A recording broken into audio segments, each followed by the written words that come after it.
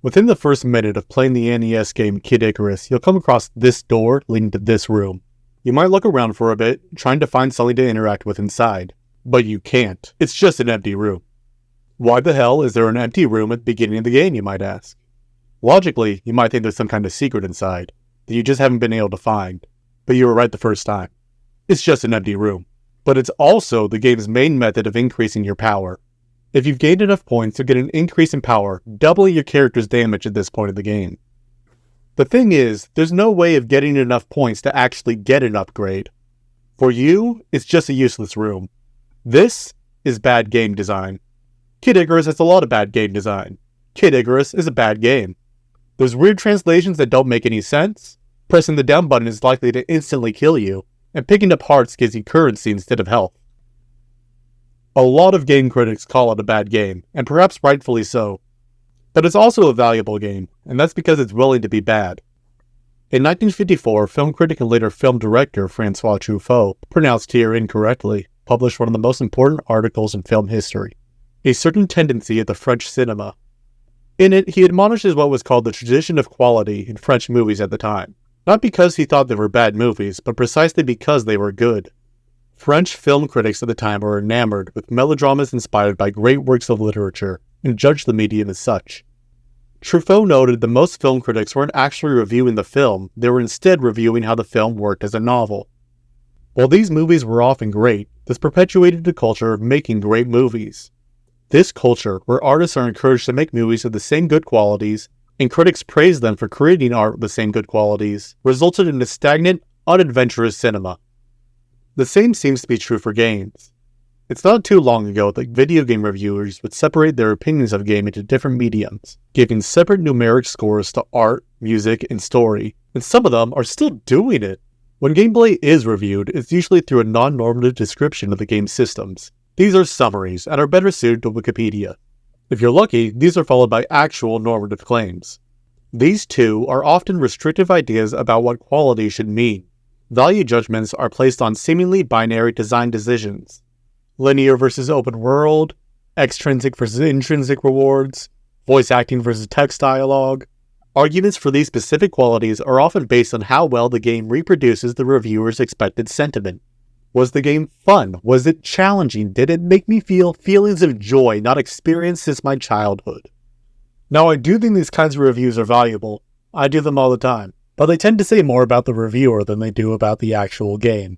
It has created a culture where design is restricted by what is good, where the new is valued only in that it is able to effectively recreate the stagnant old.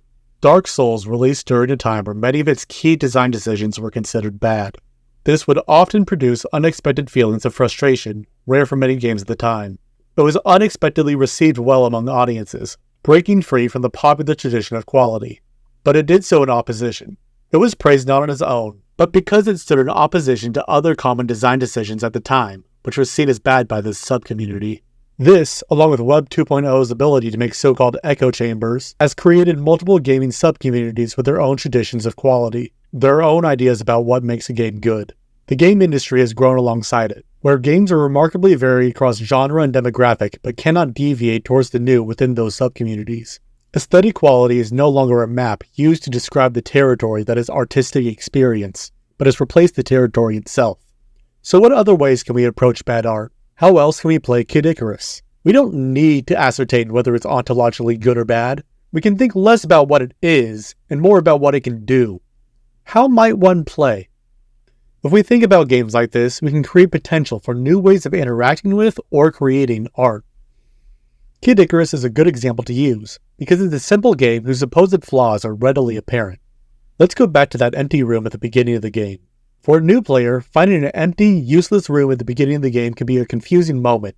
It can also be a valuable moment, if we simply don't assign the feeling of confusion a negative value. This bad game design creates a different, possibly novel, experience in comparison to good game design, which might prefer to give a new player's exploration purpose and understanding. To give another example, Kid Icarus has a mechanic where ducking on a platform allows a player character to fall through it. There's also a mechanic where going to the bottom of the screen will cause you to die on vertical levels. To those who value your character's life, this is a frustrating experience. It would be easy to call this bad design. Why should you get a game over just for using one of the core mechanics of most platforming games? Well, to a persistent player, one who wants to keep trying until the credits roll, this provides a challenge. Reaching the end of the game encourages a fear of receiving damage, and ducking can help to prevent damage, but only contextually. This might create a feeling of hyper-focus, constantly aware of a mechanic that they likely haven't seen before, something new. The notion of bad game design in Kid Icarus serves as a reminder to approach video games with an open mind, recognizing that there is value in the unexpected, in the challenges, and in the opportunities for new experiences that unorthodox design choices can bring. This is the value of thinking about affect in video games. The value of intentionally avoiding evaluating aesthetic value when approaching art. And maybe I'm wrong. Maybe this isn't the best way to analyze a game like Kid Icarus. But like art, I would much rather create something bad than create something stagnant.